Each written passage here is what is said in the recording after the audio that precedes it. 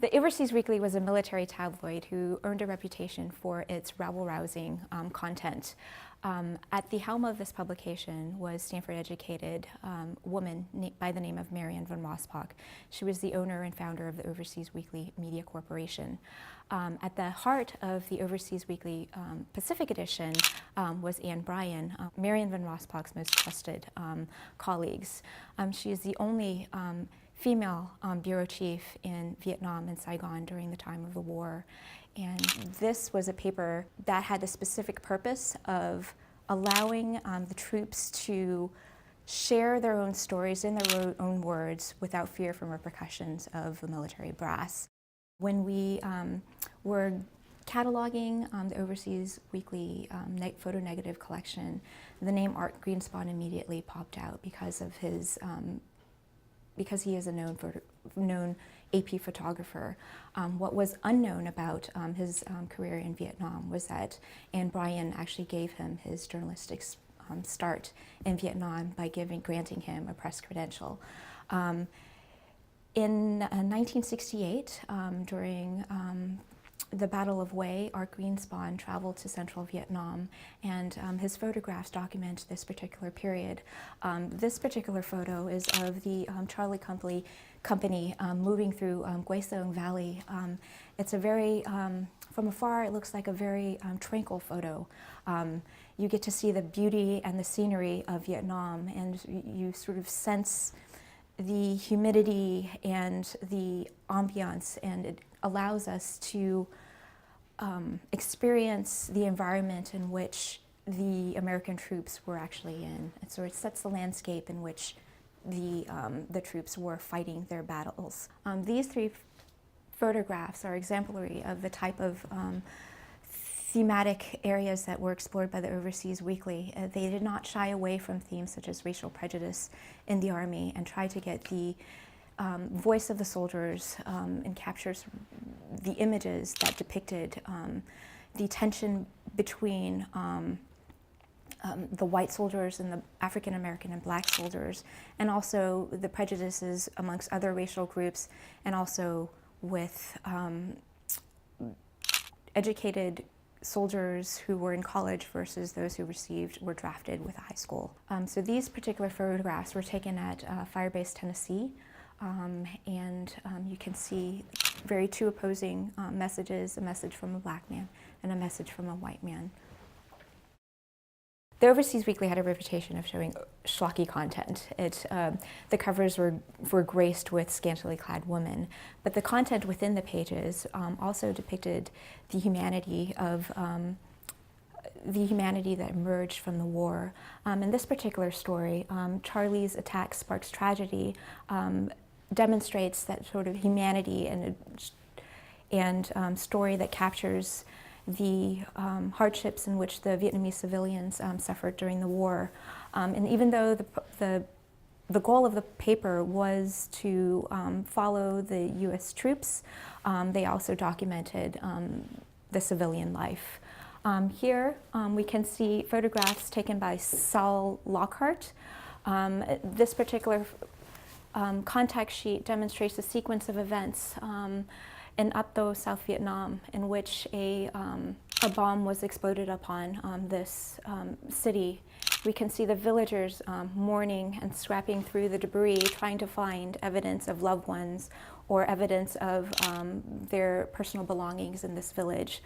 Anne Bryan, who also served as a photo editor, would mark each of the frames in which she felt would be suitable for publication.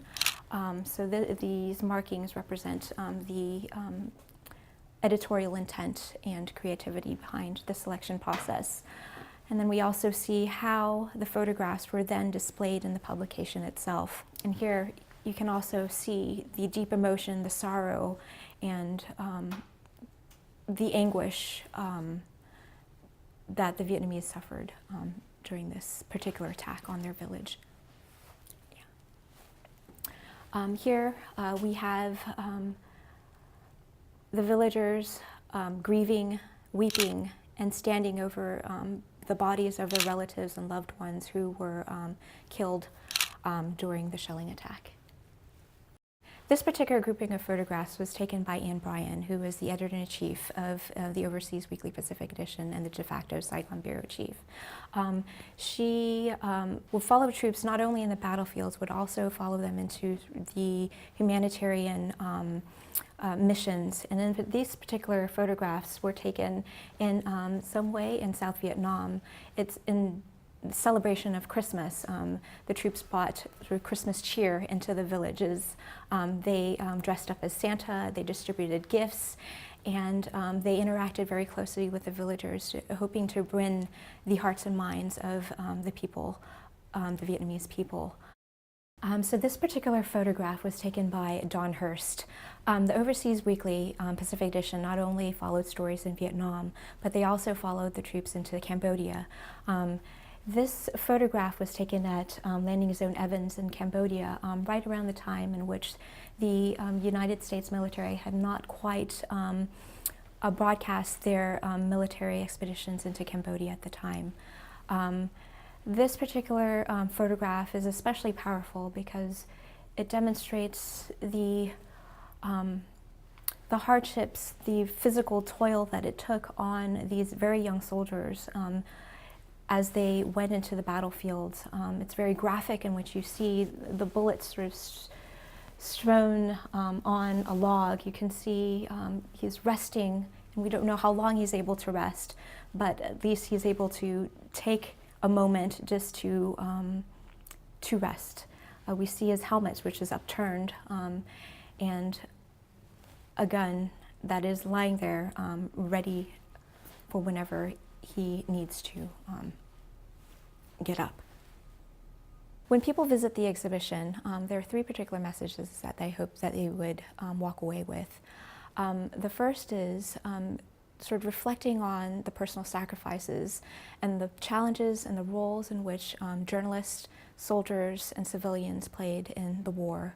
The toil and the trauma, and sort of reflecting back upon